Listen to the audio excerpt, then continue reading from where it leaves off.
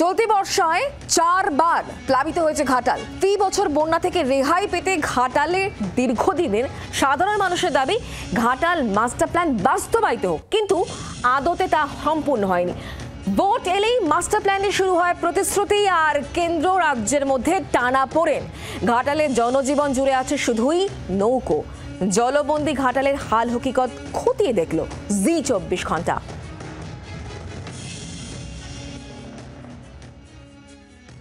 আমি যেখানে দাঁড়িয়ে রয়েছে এটা ঘাটাল রাজ্য সড়ক এবং আমি একটি বাড়িতে রয়েছে, বাড়ির যে সিঁড়ি রয়েছে সেই সিঁড়িতে আমি এখন দাঁড়িয়ে রয়েছি এবং এইরকমভাবেই ঘাটাল শহরের বিভিন্ন যে বাড়িগুলি রয়েছে তো এইরকমভাবেই সিঁড়ি রয়েছে। তার কারণ সিঁড়ি থেকে নামলেই আমি যেমন নামছি, এই নামা মানেই হচ্ছে হাঁটু সমান জল, আর যত এগাবো সেটা কিন্তু হাঁটু থেকে সেটা ক্রমশ বুক অবধি চলে আসবে।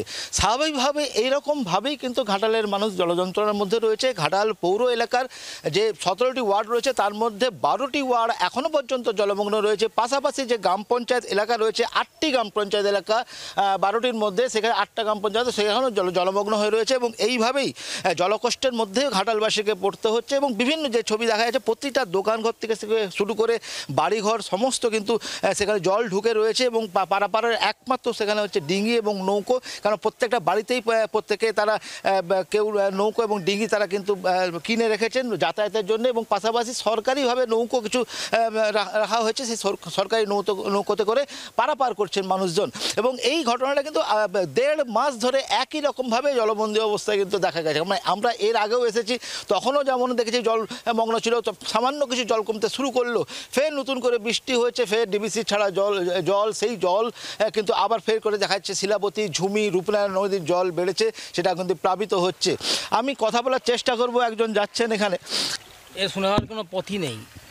অনেক দিন কবে যে হবে তা ঠিক না, আমরা দেখে যাবতে পারবো কিনা সেটা সন্দেহ। শুনেছি হবে, কিন্তু যৎক্ষণ না হচ্ছে তখন তো কিছু শুরু হওয়ার আশা নেই।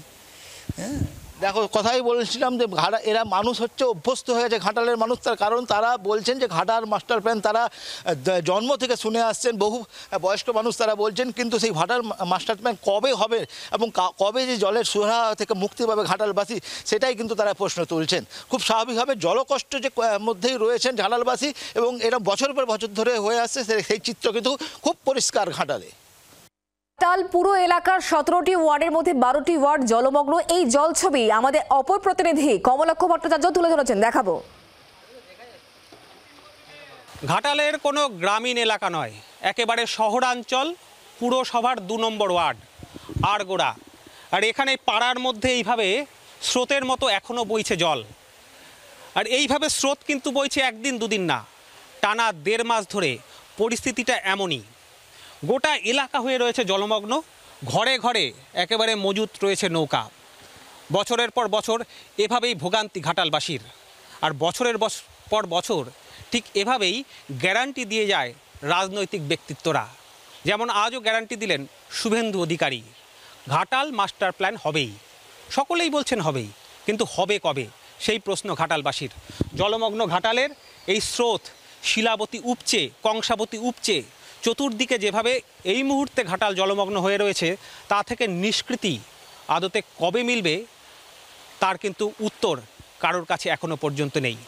জি 24 ঘন্টার জন্য ক্যামেরায় অরিন্দমের সঙ্গে চম্পক ও কমলাক্ষ ভট্টাচার্য, ঘাটাল।